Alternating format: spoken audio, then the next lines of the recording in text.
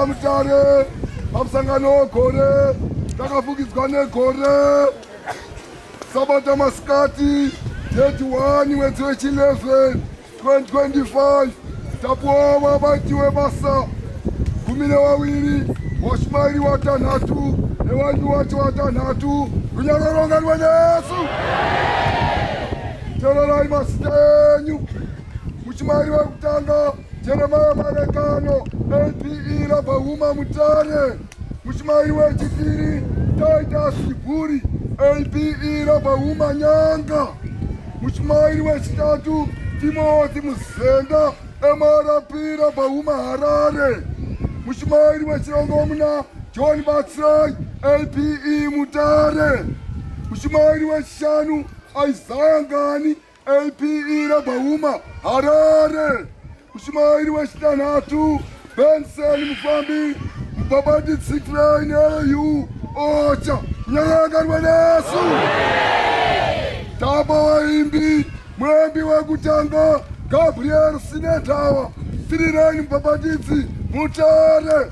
Muembi wechipiri Solomon Chasuwa 39 Muprofiti Ocha. Muembi wechitatu Lazarus Wachenuka 39 Muprofiti paHarare. Muembi wechirongomuna Ezekiel Chikoto 39 Muprofiti paHawanhava. Muembi wechishanu Paul Rauri AP Mozambique. Muembi wechitanhatu Andrew Momberume 29 Muprofiti Ocha Nyaranga rwenesu. Hallelujah, hallelujah.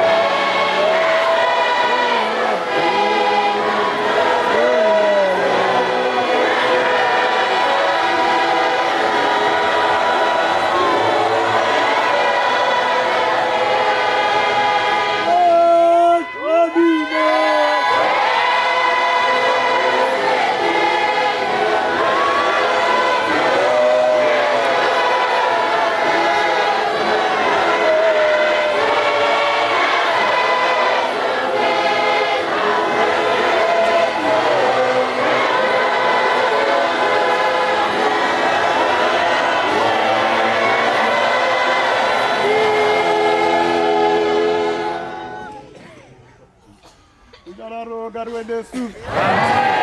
Dore kuda dotenda. Uya Juma zazi manyapo pa number 7. Uya Juma. Endai pa number 7. Nama yokusiya gwarada. Mashoko edu eumambo hwaMwari tinowana kuna zvirevo 6 mukati pa 6 zero shoko dzimbe inotukwa. Asi uno tinope kutenda mutumwa waMwari ari pano nenyika dzese nevanhu vese vabve kunyika dziri kure muchiuye kuzounganire chigaro chemutumwa waMwari pano paMutare. Saka kutanga kwangu ndokupe kutendai mose. Mwaziva kuti paMutare kune muzodzwa waMwari wauyapo, ndipo pane Afrika yese. Runyararo ngariwe nesu. Afrika yese nhasi iri pano paMutare. 6 verse. Enda kumujuru iwe simbe. Mutumwa waMwari uri kuti handigoni kukupai mari kufuma munhu wane mari mumba mwako. Izvo zvasifi zvakaita. Runyararo ngariwe nesu. Ari kutaura kuti cherekedza nzira dzawo ugova wakachenjera. Right.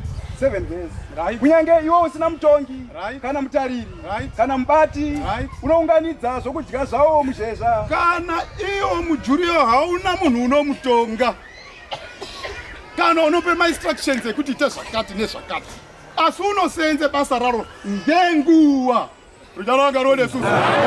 Saka mutumwa waMwari uri kuti endai muone zvinoite majuru vanoshanda sei, kwete kundomirire kundodai mwaita munerei. Runyararo ngariwe nesu.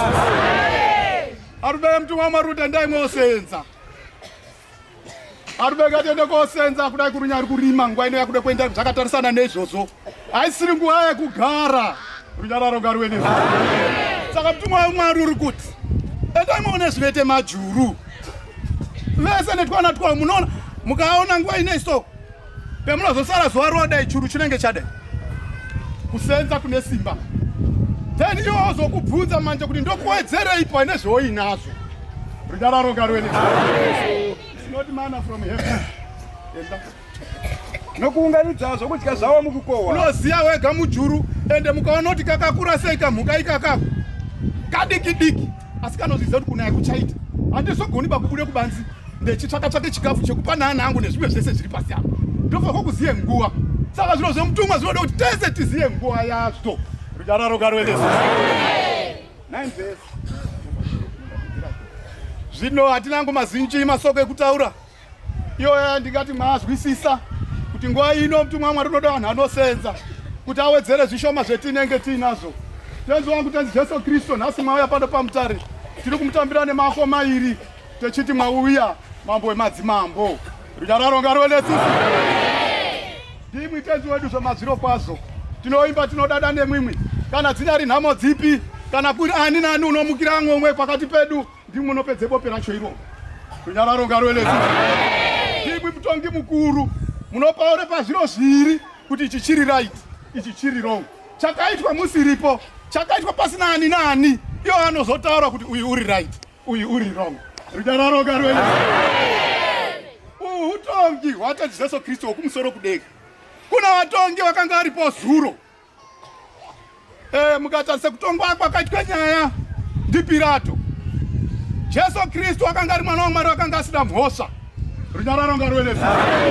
Asi ana Pirato aitonga neutongo hwekuti vakanga vakafunda. Saka kana wakafunda une nguva yaunotye kupe decision pachinhu. Ngekuti uwandu hwanhu masapotere aite chinhu. Runyararo ngariwe nesu. Asi mukanga wachitonga mweya waMwari haatarisi izvozvo. Pirato unoti Jesu Kristu aiswa pamberi pake. Unoti ndiendekwa kuti uyu muranda waMwari hana mhosva. Runyararo ngariwe nesu. Asi kuti azvitaure kuti Jesu anga asina mhosva hazvizi kutenda. Ngokuti anga ine utongi hwekuerenga. Saka the following day pakazouya rimwe bhinya guru raizikanwa raizwi Bharabhasi. Pirato akafara. Jesu aenda kuchipukunyura. ndichakompea anhu aya ngekuti ndiri mbuna kuti titaura kuti Jesu ana mhosa anhu achandiuraya. Asi zvendichaita ndakuchichitoti iri bhinya iri riri kuzikanwa ngemhosva dzaro dzese dzakashata, raiuraya, rairepa, raiita zvese. Rauya munomu amukana kuti Jesu apone wazoita. Vanga ari kutopedzisa. Runyararo karwedesa. Zvakadaro makuseni asvika. Pilato akati arume ndazoona macharume mwese Jesu wauya uri panapa uyu, Bharabhasi uri panapa uyu. Ino ndosunungurani pakati panhu airi aya. Runyararo karwedesa. Zvakadarozvo vanhu vakati tinoda Bharabhasi. Kutore binyariya Jesu ngadini? Runyararo karwedesa. Jesu ngaroerwe. Tinoda Bharabhasi. Ngekuti vaiva nekutonga kusiri kwemweya mutsvene. Mambo Solomoni wakanga achitonga naMwari nokuti wakanga akumbire njere. Mwari wakanga ari Mwari kwete zvesikuru. Mukadzi wakauya makuseni vakadzi vairi. Asi mwana uyu akati waurai mwana wangu. Uyu akati upenyu ndiye wangu. Pakutanga kuambarira nevana. Rimwe racho ranga raurai mwana waro ngemararo. Kwakutorerwa ke kwakope uyu kwakutorerwa uyu kwakuise pake. Runyararo karwedesa. Kutaura zviro zvakaitwa ngevanhu airi pasina ani naani zvechizogurwa ngerutongo rwemweya mutsvene. Maitonga here nyaya iyi. Saka vana madzimai asvika. Solomoni ngekuti wakanga akakumbira njere, waitonga ngekutonga kwaMwari. Wakakumbira kuna Mwari, Mwari ndoidiko nyaya iyi. Anosachipika paune jinda rako riya risikabviri ngekure anhu rinozikanwa riya. Ridaidze uno. Zijinda rinohwita kuita nemamasoro akadai rakauya nemacheti. ZikuBennett. Zikazi mukomana bate mwana uyo umusimudze mudenga. Ndi Solomoni. Kutaraka mwana kapenyuka aya. Kacheke ngepakati. Uchizote umwe wacho ombe hafu. Umwe ombe hafu. Akakafaka tobataende kokaika. Runyararo karwedesa. Muridziwa mwana wakati mambo wangu ndapota hangu. Zvakanaka hakinyu kuti mukadzi uyu atore hake mwana. Ndozondomuona ari kwaari ikoko. Runyararo karwedesa. Kutonga kusiri kwemapepa, kutonga kwemweya mutsvene. Kazi watinyi? Kazi andati Marita ngaatore hake. Kana ndichikaona kamwana kako kechifamba ndondokaziva kuti ngekangu. Solomoni wakabvazive kuti iyena ndiye muridzi wenyu. Kusiri kutonga kwenyama. Runyararo karwedesa. Ndopamfananidzo varume airi. Kutonga kwamambo Solomoni nekwakaitwa naPirato. Ndizvo kutonga kwemutumwa waMwari sendinimro. Vari kugura nyaya dzinotyisa mukati umo. Havachinjiba kuti 1+1 toziva tese kuti ndi 2. Kana miriyoni yeanhu ikati 1+1 ndi 30,000. Mutumwa waMwari unomira chingoti ndi 2. Runyararo karwedesa. Haatarisi uwandu hwanhu. Kana kuti munhu munomuenge zvakadini, kana kuti munomuda zvakadini, haatarisi izvozvo, anotarise chokwadi. Runyararo karwedesa. Ndokutendai mambo. Wabva pazendwa mumbo hunoti, mumbo uta hunoti. Uchapindura. Ndiwo uchabata basa pamwe chete nawo. Pamabasa api?